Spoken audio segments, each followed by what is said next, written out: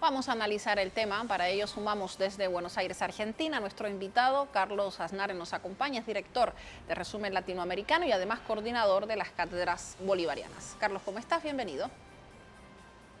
¿Qué tal? Un gusto estar con ustedes.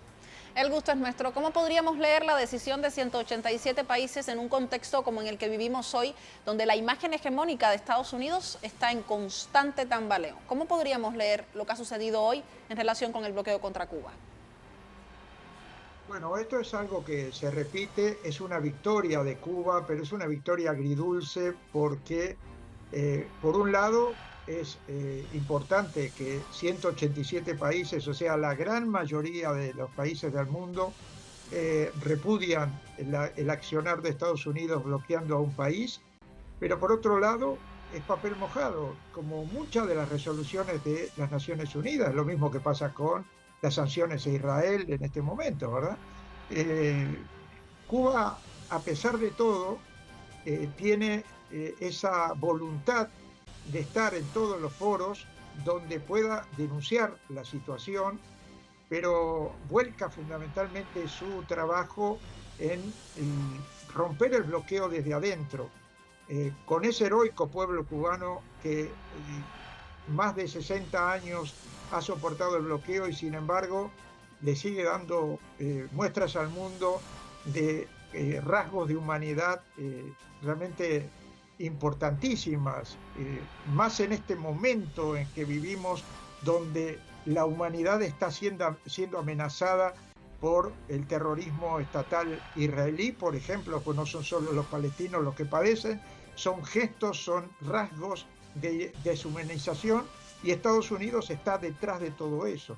El bloqueo es brutal para quien lo vive y también este bloqueo no es solo a Cuba, es un bloqueo múltiple porque castiga a cada uno de los países que quiere negociar con Cuba. Y ya sabemos las consecuencias. Después Estados Unidos les corta realmente la relación comercial o los ataca de mil maneras.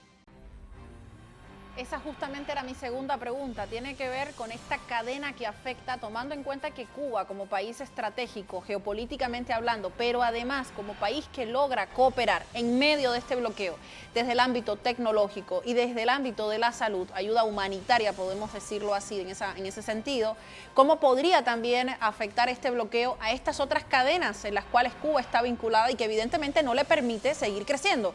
Porque es un país que necesita de su relacionamiento, como cualquier otro, con los demás para seguir creciendo y desarrollándose. Fíjate que la perversidad de este bloqueo y de todos los bloqueos, porque Estados Unidos no solo bloquea a Cuba, está bloqueando a un montón de países, la perversidad se vio muy claramente cuando la pandemia.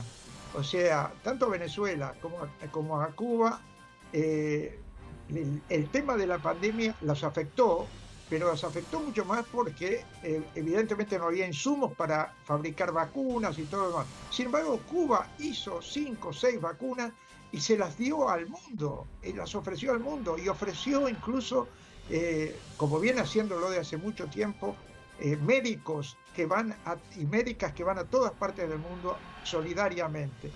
Bueno, cuando decimos que Estados Unidos castiga a aquellos que negocian con Cuba o le abren las puertas, fíjate que en la época de la pandemia, países que siguen todavía bloqueando a Cuba, como es Italia, por ejemplo, que puede votar hoy a favor del levantamiento de bloqueo, pero no hace nada para levantarlo, se sirvió de médicos cubanos cuando la situación en Italia era realmente de emergencia total, porque sus médicos y su falta de vacunas no daban abasto. Y Cuba fue allí a solidarizarse con ellos. Y pasa lo mismo cuando hay terremotos, cuando hay... Bueno, esto es lo que duele.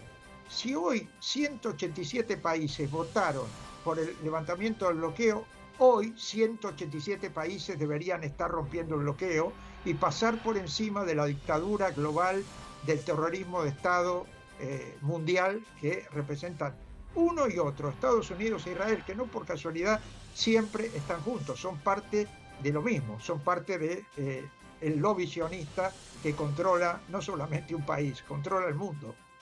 Carlos, me parece muy importante lo que dice, porque en estos días estamos hablando justamente en relación con el genocidio que comete Israel contra el pueblo palestino. Estamos hablando del doble rasero, pero también del nivel de hipocresía con el que se trabaja y se ve el papel de la ONU. Y creo que es importante resaltar que lo que ha sucedido hoy, esta victoria a favor del pueblo cubano, nuevamente deja en tela de análisis el papel que realmente juega la ONU, básicamente, como usted decía, una cuestión vacía. Sin embargo, lo que no queda vacío es el accionar de estos países que, si bien votan a favor de que se elimine este bloqueo, no hacen nada. Pongo el ejemplo, políticas migratorias. Hace muy poco en México se reunían varios mandatarios representantes para hablar sobre la migración en el continente.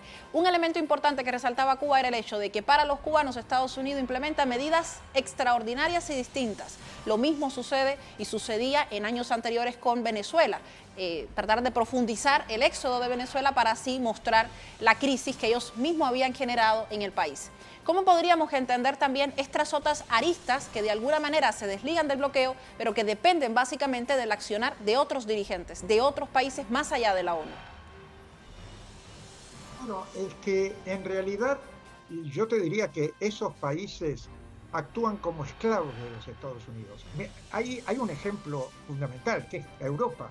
Europa se arrodilla ante las directivas norteamericanas cada vez que hay un acontecimiento bélico. Estamos en este momento no solamente en Palestina, sino viviendo también lo que está ocurriendo en Ucrania. Y fíjate, la alianza europea a favor de Estados Unidos mandando armamento a Ucrania para hostigar a la Federación Rusa. Bueno, Estados Unidos ha sometido globalmente a muchísimos países. Cada tanto hay resistencias, como en todos lados. Y en ese sentido, Cuba, Venezuela, Siria, los países de Medio Oriente que se rebelan, ahora también los países africanos, empiezan a romper esa relación de esclavitud global que impone Estados Unidos. Esto es lo saludable, esto es lo que se les viene encima. Por eso, como el imperialismo ya lo anunció Fidel en su momento, tarde o temprano va a empezar a declinar y a caer, va a caer matando. Es lo que está haciendo en Palestina, es lo que hace en Ucrania, y es lo que hace en América Latina con las políticas imperiales de los acuerdos de libre comercio contra nuestros pueblos y contra todo aquel que tiene un pensamiento progresista o revolucionario. Carlos, una salida para poder eludir estas sanciones del bloqueo que evidentemente parecieran que no se van a levantar nunca, desafortunadamente, puede ser esta necesidad de formar parte de este mundo multilateral. Ya lo veíamos reflejado en el caso de la reunión del G77 más China y por otro lado en los demás eventos donde ha estado presente Cuba y ha recibido un gran apoyo de los demás países. Esta necesidad de crear arquitecturas alternativas en el ámbito económico para apoyar a estos países. Eso es el viento fresco que empieza a soplar. Los BRICS, el G77 más China, son el nuevo mundo que está emergiendo. Ya lo anunció en su momento no solo Fidel, sino Hugo Chávez, la necesidad de ponerse espalda con espalda a los países del sur-sur en todos los aspectos y empezar a pelear en todas las líneas, incluso en la económica fundamentalmente, contra ese imperio que nos ha impuesto el dólar, que nos ha impuesto todo lo que finalmente los beneficia a ellos. Ese norte voraz empieza a tambalear de a poco porque la alianza de los países del sur y otros que no son del sur pero que se suman a esta alianza está generando la posibilidad de una salida. Para Cuba, obviamente esto es beneficioso, pero también para Venezuela, para Bolivia, para todos los que son atacados y cercados por las políticas integrales norteamericanas imperialistas. Gracias, Carlos, por haber estado con nosotros. Una invitación también para leer su espacio de información y de análisis y, por supuesto, para tenerlo a usted en otro momento acá en Telesur. Un abrazo grande. Otro para usted. Venezolano. Muchísimas gracias, otro para usted.